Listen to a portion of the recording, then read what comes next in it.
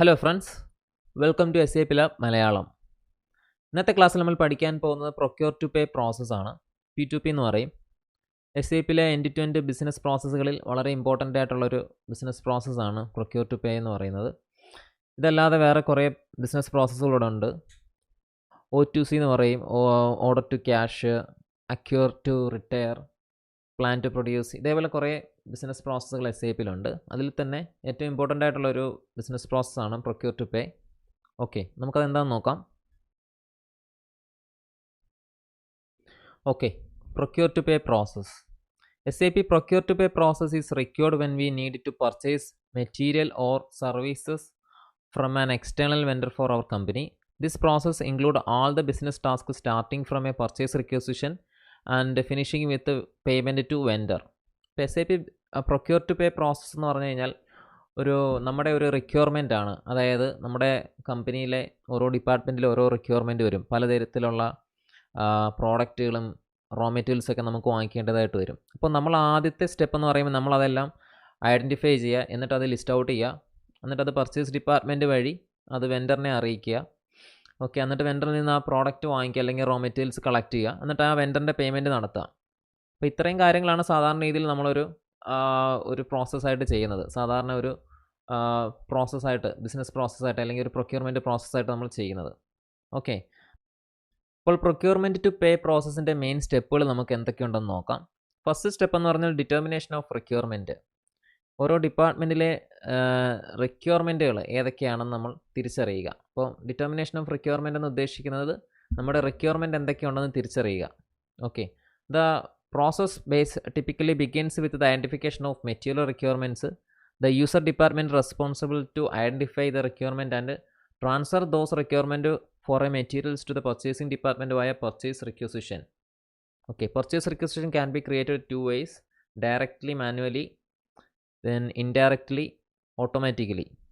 അപ്പോൾ determination of requirement എന്ന് പറയുമ്പോൾ ഓരോ യൂസർ ഡിപ്പാർട്ട്മെൻറ്റിലെ പ്രൊഡക്ഷൻ, സെയിൽസ്, അപ്പോൾ ഓരോ ഡിപ്പാർട്ട്മെൻറ്റിലെയും ഒരു ബിസിനസ്സിലെ ഓരോ ഡിപ്പാർട്ട്മെൻറ്റിലും ഓരോ റിക്വയർമെൻറ്റുകൾ കാണും. ചില പ്രൊഡക്ഷനിലാണെങ്കിൽ ഇപ്പോൾ റോ മെറ്റീരിയൽസ് വേണം, മറ്റുള്ള ഡിപ്പാർട്ട്മെൻറ്റുകളിലാണെങ്കിൽ അത് അവരുടേതായിട്ടുള്ള ബിസിനസ് നടക്കാൻ ആവശ്യമായിട്ടുള്ള കുറേ കാര്യങ്ങൾ നമ്മൾ പുറത്തുനിന്ന് വാങ്ങിക്കേണ്ടതായിട്ട് വരും, അല്ലെങ്കിൽ അവിടുന്ന് സർവീസ് ചിലപ്പോൾ അക്യൂർ ചെയ്യേണ്ടതായിട്ട് വരും. അപ്പം ഇവിടെ പറയുന്ന ഡിറ്റർമിനേഷൻ ഓഫ് റിക്വയർമെൻറ്റ് എന്ന് പറയുമ്പോൾ ഗുഡ്സ് മാത്രമല്ല സർവീസസും വരും. ഓക്കെ, അപ്പോൾ ഓരോ ഡിപ്പാർട്ട്മെൻറ്റിലെയും വരുന്ന റിക്വയർമെൻറ്റ്സുകൾ ഫസ്റ്റ് ലിസ്റ്റ് ഔട്ട് ചെയ്തിട്ട് അത് വെൻഡറിനെ അല്ലെങ്കിൽ ആദ്യം നമ്മൾ വെൻഡറിനെ അറിയിക്കുന്നതിന് മുമ്പ് നമ്മുടെ പർച്ചേസ് ഡിപ്പാർട്ട്മെൻറ്റിനെ അറിയിക്കണം. പർച്ചേസ് ഡിപ്പാർട്ട്മെൻറ്റ് ആയിരിക്കും അത് വെൻഡറിനെ അറിയിക്കുന്നത്. ഓക്കെ, അപ്പം എന്തൊക്കെ റിക്വയർമെൻറ്റ് ആവശ്യമായിട്ടുണ്ടോ അത് ഫസ്റ്റ് ലിസ്റ്റ് ഔട്ട് ചെയ്തിട്ട് അത് ഒരു റിക്വസിഷനായിട്ട് നോട്ട് ഡൗൺ ചെയ്തിട്ട് അത് നമ്മുടെ പർച്ചേസ് ഡിപ്പാർട്ട്മെൻറ്റിനെ അറിയിക്കുക. അത് രണ്ട് രീതിയിൽ നമുക്കത് ക്രിയേറ്റ് ചെയ്യാൻ പറ്റും. ഒന്ന് ഡയറക്റ്റ്ലി, അതായത് മാനുവലി. രണ്ട് ഇൻഡയറക്റ്റ്ലി, ഓട്ടോമാറ്റിക്കലി. ഡയറക്റ്റ്ലി എന്ന് പറയുമ്പോൾ ജസ്റ്റ് അത് മാനുവലായിട്ട് തന്നെ റൈറ്റ് ഡൗൺ ചെയ്തിട്ട് അത് പർച്ചേസ് ഡിപ്പാർട്ട്മെൻറ്റ് ഏൽപ്പിക്കുക. അപ്പോൾ അതൊരു ഇൻറ്റേർണൽ ഡോക്യുമെൻ്റ് ആയിരിക്കും. ആ പർച്ചേസ് ഡിപ്പാർട്ട്മെൻറ്റിനെ അറിയിക്കുന്ന അത് നേരെ എടുത്ത് അവർ വെൻഡറിനെ കൊടുക്കുകയല്ല ചെയ്യുന്നത്. അത് വെരിഫൈ ചെയ്യും. അതിനകത്ത് പല കാര്യങ്ങൾ ആഡ് ചെയ്യാനുണ്ടായിരിക്കും, മോഡിഫൈ ഉണ്ടായിരിക്കും.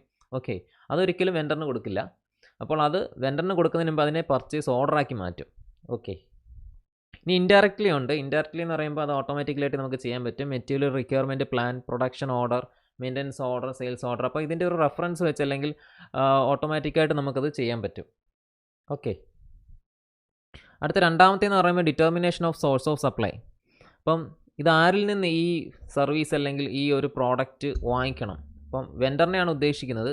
ഏത് വെൻഡറിൻ്റെ കയ്യിൽ നിന്ന് ഇത് വാങ്ങിക്കണം അല്ലെങ്കിൽ അത് ചൂസ് ചെയ്യണം. അപ്പം നമുക്ക് ഈ ഒരു പ്രോഡക്റ്റ് അല്ലെങ്കിൽ ഒരു സർവീസ് അക്യൂർ ചെയ്യണമെന്നുണ്ടെങ്കിൽ അത് ഒരുപാട് വെൻഡേഴ്സ് കാണും. അപ്പോൾ എന്തിൻ്റെ അടിസ്ഥാനത്തിൽ ആ ഒരു വെൻഡറിനെ സെലക്ട് ചെയ്യണം, അപ്പോൾ അത് ഈ സ്റ്റെപ്പിലായിരിക്കും തീരുമാനിക്കുന്നത്.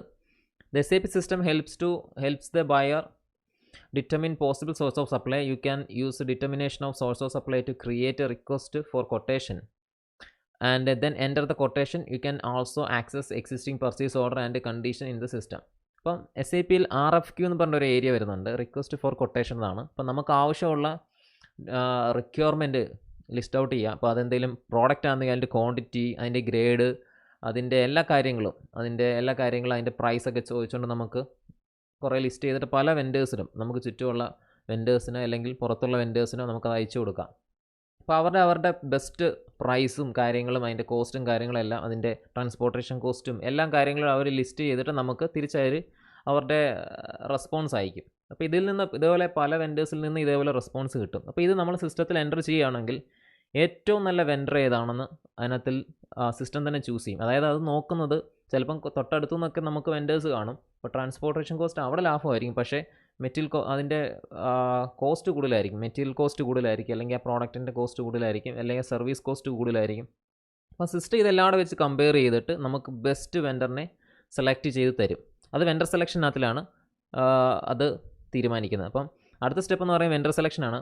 The system simplify the selection of vendor by making price comparison between the various quotations. It automatically send rejection letters. അപ്പോൾ ഇതിനകത്ത് സിസ്റ്റം നമ്മളുടെ അടുത്ത് ഏറ്റവും നല്ല വെൻഡേഴ്സിനെ ലിസ്റ്റ് ചെയ്യും. റാങ്ക് ഇട്ടിട്ടായിരിക്കും ചെയ്യുന്നത്. 1, 2, 3, 4 എന്ന് പറഞ്ഞുകൊണ്ട് ഇങ്ങനെ വെൻഡറിനെ റാങ്ക് ചെയ്യും. ഫസ്റ്റ് വെൻഡർ എന്ന് പറയുമ്പോൾ ഏറ്റവും നല്ല റിസൾട്ട് ആ വെൻഡറിനെ നമ്മൾ ചൂസ് ചെയ്യുകയാണെങ്കിൽ നമുക്കവിടെ മെറ്റീരിയലിൻ്റെ കോസ്റ്റ് കാണിച്ചു തരും. അപ്പം ഏറ്റവും നല്ല മെറ്റീരിയൽ കോസ്റ്റ് ആയിരിക്കും അത്. ട്രാൻസ്പോർട്ടേഷൻ കോസ്റ്റ്, അതിൻ്റെ ഗ്രേഡ്, ക്വാണ്ടിറ്റി, ചിലപ്പോൾ അതിന് ഡിസ്കൗണ്ട് വന്നിട്ടുണ്ടായിരിക്കും. ആ ഡിസ്കൗണ്ട് എല്ലാം കൂടെ വെച്ചിട്ടായിരിക്കും സിസ്റ്റം കമ്പയർ ചെയ്യുന്നത്. അപ്പോൾ അതിൽ നിന്ന് സിസ്റ്റം സെലക്ട് ചെയ്യുന്ന അത് പോവുകയാണെങ്കിൽ നമുക്ക് കുറച്ചും കൂടെ ബെറ്റർ ആയിരിക്കും. ഇനി നമുക്കതല്ല വേറെ സെലക്ട് ചെയ്യണമെന്നുണ്ടെങ്കിൽ അങ്ങനെയുള്ള ഓപ്ഷനുണ്ട്. ഓക്കെ, അപ്പോൾ നമ്മൾ ആ ഒരു വെൻഡറിനെ സെലക്ട് ചെയ്ത് കഴിഞ്ഞാൽ മറ്റുള്ള വെൻഡേഴ്സിന് റിജക്ഷൻ ലെറ്റേഴ്സ് ഓട്ടോമാറ്റിക്കായിട്ട് ജനറേറ്റ് ആവുന്നതാണ്. അത് നമുക്ക് അവർക്ക് അയച്ചു കൊടുക്കാം. ഓക്കെ, അടുത്ത സ്റ്റെപ്പ് എന്ന് പറഞ്ഞു കഴിഞ്ഞാൽ പർച്ചേസ് ഓർഡർ പ്രോസസ്സിങ്. ഇപ്പോൾ ഞാൻ പറഞ്ഞിട്ടുണ്ടായിരുന്നു, നമുക്ക് പർച്ചേസ് റിക്വസിഷൻ കിട്ടിയാൽ ഉടനെ പർച്ചേസ് ഡിപ്പാർട്ട്മെൻറ്റിന് പർച്ചേസ് റിക്വസിഷൻ കിട്ടിയ ഉടനെ ഡയറക്റ്റ് അതെടുത്ത് വെൻഡറിന് കൊടുക്കാറില്ല. അത് പർച്ചേസ് ഓർഡറാക്കി മാറ്റും. അതിനകത്ത് ചില മോഡിഫിക്കേഷൻസ് ഒക്കെ വരുത്തും. ഓരോ ഡിപ്പാർട്ട്മെൻറ്റിൽ നിന്നും പല പല റിക്വയർമെൻറ്റുകളായിരിക്കും വരുന്നത്. ഇതെല്ലാം കൂടെ ഒരുമിച്ചാക്കിയിട്ട് ചിലപ്പം ഒരു വെൻഡറിൻ്റെ കയ്യിൽ നിന്നാണ് ഇത് വാങ്ങിക്കുന്നതെങ്കിൽ, അല്ലെങ്കിൽ പല പല വെൻഡറിൻ്റെ കയ്യിൽ നിന്നാണ് ഇത് വാങ്ങിക്കുന്നതെങ്കിൽ, ഇതെല്ലാം കൂടെ സോർട്ട് ചെയ്തിട്ട് ലിസ്റ്റ് ചെയ്തിട്ട് ചിലപ്പോൾ അവർ കുറച്ച് റിക്വയർമെൻ്റ് ആയിരിക്കും തരുന്നത്. അത് ചിലപ്പോൾ ഒരു മാസത്തേക്കോ ഒരു വർഷത്തേക്കോ അങ്ങ് വാങ്ങിക്കും കമ്പനി ചിലപ്പോൾ. അപ്പോൾ അത് സ്പോയിൽ ചെയ്യുന്ന ടൈപ്പുള്ള ഗുഡ്സ് ഒന്നും അല്ലെങ്കിൽ അത് കുറച്ച് ബൾക്കായിട്ട് വാങ്ങിക്കും. അപ്പോൾ ബൾക്കായിട്ട് വാങ്ങിക്കുന്നതായിരിക്കും ചിലപ്പം കമ്പനിക്ക് ലാഭം. അപ്പോൾ അത്രയും ബൾക്കായിട്ട് വാങ്ങിക്കാനുള്ള ഓർഡർ ആയിരിക്കും, ഒരു റിക്വസിഷൻ ആയിരിക്കും എല്ലാ ഡിപ്പാർട്ട്മെൻറ്റിൽ നിന്ന് വന്നേക്കുന്നത്. അപ്പം പർച്ചേസ് ഡിപ്പാർട്ട്മെൻറ്റ് കുറച്ചും കൂടെ സ്മാർട്ടായിട്ട് തിങ്ക് ചെയ്തിട്ട് അത് കറക്റ്റായിട്ട് അത് നോട്ട് ഡൗൺ ചെയ്തിട്ടായിരിക്കും അത് വെൻഡറിനെ ഏൽപ്പിക്കുന്നത്. ഓക്കെ, അപ്പോൾ purchase order processing. The system facilitates data entry by providing entry aids when you are entering purchasing orders. The purchase order is a formal request to vendor to supply you with the goods or services at the conditions stated in the purchase order. You specify in the purchase order whether the material is delivered for stock or direct consumption. The goods receipt and invoice verification are usually carried out on the basis of purchase order. അപ്പോൾ ഇതിനകത്ത് ചിലപ്പം consumption, direct consume ചെയ്യാനുള്ള ഗുഡ്സുകൾ കാണും, അല്ലെങ്കിൽ raw materials കാണും. അതായത് direct consumption എന്ന് വെച്ച് കഴിഞ്ഞാൽ നമുക്കത് വന്നു കഴിഞ്ഞാൽ ഉടനെ നമുക്ക് യൂസ് ചെയ്യാൻ പറ്റുന്നത്. ഇപ്പം എന്തെങ്കിലും ഫുഡ്സ് ഐറ്റംസോ അല്ലെങ്കിൽ എന്തെങ്കിലും ഓഫീസിലേക്കൊക്കെ ഉള്ള എന്തെങ്കിലും സ്റ്റേഷനറി ആണെങ്കിൽ നമുക്കത് ഡയറക്റ്റ് യൂസ് ചെയ്യാൻ പറ്റും. റോ മെറ്റീരിയൽസ് അല്ലെങ്കിൽ സെമി ഫിനിഷ്ഡ് ഗുഡ്സ് ആണെങ്കിൽ അതിന് ഫർദർ പ്രോസസ്സിങ് ആവശ്യമാണ്. ചിലപ്പോൾ അത് പ്രൊഡക്ഷനിലോട്ട് പോയിട്ട് വീണ്ടും അത് വെച്ചിട്ട് അടുത്തൊരു മാനുഫാക്ചറിങ് ഒക്കെ ചെയ്തതിന് ശേഷമായിരിക്കും അത് യൂസ് ചെയ്യാവുന്ന അല്ലെങ്കിൽ അത് സെല്ല് ചെയ്യാവുന്ന രീതിയിലേക്ക് ആകുന്നത്. ഓക്കെ, അടുത്തത് പർച്ചേസ് ഓർഡർ മോണിറ്ററിംഗ് ആണ്. പർച്ചേസ് ഓർഡർ മോണിറ്ററിംഗ് എന്ന് പറയുമ്പോൾ the buyer can monitor the processing status of the purchase order online at any time and can determine whether goods or an invoice have been received for the relevant purchase order item. The system also supports reminder procedure. അപ്പോൾ നമുക്ക് എപ്പോഴും അതിൻ്റെ ഈ ഒരു ഓർഡറിൻ്റെ status നമുക്ക് check ചെയ്യാൻ പറ്റും, അതിന് ട്രാക്ക് ചെയ്യാൻ പറ്റും. അതിപ്പം വെൻഡർ അത് അക്സെപ്റ്റ് ചെയ്തിട്ടുണ്ടോ, അവിടുന്ന് പ്രോഡക്റ്റ് ഡെലിവറി ചെയ്തിട്ടുണ്ടോ, അത് എന്ന് റീച്ച് ചെയ്യും, പിന്നീട് ഇനി ഫ്യൂച്ചറിൽ ഇനി നമുക്ക് എന്തെങ്കിലും വെൻഡറിൻ്റെ കയ്യിൽ നിന്ന് എന്തെങ്കിലും വാങ്ങിക്കണമെന്നുണ്ടെങ്കിൽ റിമൈൻഡിങ് പ്രോസസ്സേഴ്സൊക്കെ ഉണ്ട്, പ്രൊസീജിയറൊക്കെ ഉണ്ട്. അപ്പം പർച്ചേസ് ഓർഡറിനകത്ത് ഇത്രയും കാര്യങ്ങളാണ് വരുന്നതെന്ന് വെച്ച് കഴിഞ്ഞാൽ വെൻഡറിന് നമ്മൾ കൊടുത്ത ആ പർച്ചേസ് ഓർഡറിൻ്റെ സ്റ്റാറ്റസ്, അതുപോലുള്ള കാര്യങ്ങളൊക്കെ ട്രാക്ക് ചെയ്യാനായിട്ടാണ് പർച്ചേസ് ഓർഡർ മോണിറ്ററിങ് ചെയ്യുന്നത്. അടുത്ത goods receipt. The system compares the goods receipt quantity with the purchase order quantity. When you enter incoming deliveries by looking at the delivery order provide by the vendor, you will be referring to the purchase order, therefore entry work is minimized. അപ്പോൾ നമുക്കൊരു goods receipt കിട്ടിക്കഴിഞ്ഞാൽ, അതായത് നമ്മൾ പറഞ്ഞിട്ടുള്ള goods receipt ആണ് നമ്മുടെ wear ഹൗസിൽ വന്നു കഴിയുമ്പോൾ നമുക്കത് ചെക്ക് ചെയ്യണം. നമ്മൾ പർച്ചേസ് ഓർഡർ വെച്ചിട്ടായിരിക്കും അത് ചെക്ക് ചെയ്യുന്നത്. നമ്മൾ പറഞ്ഞിട്ടുള്ള ഗുഡ്സ് തന്നെയാണോ വന്നേക്കുന്നത്, ഡാമേജ് ഉണ്ടോ, അത് ക്വാണ്ടിറ്റിയൊക്കെ കറക്റ്റ് ആണോ എന്നുള്ളതെല്ലാം വെരിഫൈ ചെയ്യണം. ഓക്കെ, ഇനി അടുത്ത invoice verification. Vendor invoices are checked for accuracy of prices and contents. This process of verifying invoices and paying to the vendor is known as invoice verification. When performing invoice verification in SAP, you will be referring to either the purchase order or goods receipt document. SAP will perform necessary checks to ensure that you do not over or underpay the vendor. Once this is completed, the cycle is over. The next step is payment processing is under the FI module. അപ്പോൾ invoice verification എന്ന് പറയുമ്പോൾ ഇപ്പോൾ നമുക്ക് goods റിസിപ്റ്റിൻ്റെ കൂടെ ഒരു invoice കൂടെ വരുന്നുണ്ടായിരിക്കും, vendor അയക്കുന്നതായിരിക്കും. അപ്പോൾ ഈ ഗുഡ്സിൻ്റെ എല്ലാ ഡീറ്റെയിൽസ് അതിനകത്ത് കാണും. എത്ര ക്വാണ്ടിറ്റി ഉണ്ട്, എത്ര പ്രൈസ് ഉണ്ട്, എല്ലാ ഡിസ്കൗണ്ട് എന്തെങ്കിലും ഉണ്ടോ, അതിലുള്ള കാര്യങ്ങളെല്ലാം ഈ ഗുഡ്സുമായിട്ട് ബന്ധപ്പെട്ട് വെണ്ടറിൻ്റെ ഒരു ഡോക്യുമെൻ്റ് ആയിരിക്കും അത്. അപ്പോൾ അത് നമ്മൾ ഇൻവോയ്സ് ബുക്ക് ചെയ്ത് കഴിയുമ്പോൾ അത് SAP സിസ്റ്റത്തിൽ എൻ്റർ ചെയ്ത് കഴിയുമ്പോൾ പോസ്റ്റ് ചെയ്ത് കഴിയുമ്പോൾ 2 ഡോക്യുമെൻ്റ് ആയിരിക്കും ജനറേറ്റ് ചെയ്യുന്നത്, ഒരു ഡോക്യുമെൻറ്റും ഒരു ഫിനാൻഷ്യൽ ഡോക്യുമെൻറ്റും. ഓക്കെ, അടുത്ത സ്റ്റെപ്പ് എന്ന് പറഞ്ഞു കഴിഞ്ഞാൽ പേയ്മെൻറ്റ് പ്രോസസ്സിങ്. അപ്പോൾ പേയ്മെൻറ്റ് പ്രോസസ്സിംഗ് എന്ന് പറയുമ്പോൾ ഇപ്പം ഈ ഇൻവോയ്സ് വെരിഫിക്കേഷൻ കഴിഞ്ഞ ഉടനെ പിന്നീട് അത് അടുത്ത സ്റ്റെപ്പ് എന്ന് പറഞ്ഞാൽ വെണ്ടറിന് പേയ്മെൻറ്റ് കൊടുക്കുക എന്നുള്ളതാണ്. അപ്പോൾ അത് FI ഡിപ്പാർട്ട്മെൻറ്റാണ് ചെയ്യുന്നത്. അപ്പോൾ പേയ്മെൻറ്റ് പ്രോസസ്സിങ് നമ്മൾ പഠിച്ചിട്ടുള്ളതാണ്, F-53-ക്കകത്ത് ചെയ്യുന്ന സ്റ്റെപ്പാണത്. അപ്പോൾ അത് അക്കൗണ്ട്സ് പേബിൾ അല്ലെങ്കിൽ ഫിനാൻസ് ടീം ആയിരിക്കും അത് ചെയ്യുന്നത്. അപ്പോൾ ഇവിടെ കഴിയുമ്പോൾ ഇതിന് തൊട്ട് മുമ്പ് ഇൻവോയ്സ് വെരിഫിക്കേഷന് കൂടി ആ സൈക്കിൾ അങ്ങ് തീരുകയാണ് ചെയ്യുന്നത്. ഓക്കെ, അതിനുശേഷം പിന്നീട് വരുന്നതെന്ന് വെച്ചാൽ ഫിനാൻസ് ഡിപ്പാർട്ട്മെൻറ്റിൻ്റെ വർക്കായിരിക്കും വെണ്ടറിന് പേയ്മെൻറ്റ് കൊടുക്കുക. ഓക്കെ, ഇത്രയും കാര്യങ്ങളാണ് P2P എന്ന് പറയുന്നത്. ഇത് നമുക്കിപ്പോൾ ഒരു സിസ്റ്റത്തിലോട്ട് വരുമ്പോൾ അല്ലെങ്കിൽ SAP സിസ്റ്റത്തിലോട്ട് വരുമ്പോൾ ഇതിൻ്റെ കാര്യങ്ങൾ എങ്ങനെയാണ് നടക്കുന്നതെന്ന് നോക്കാം.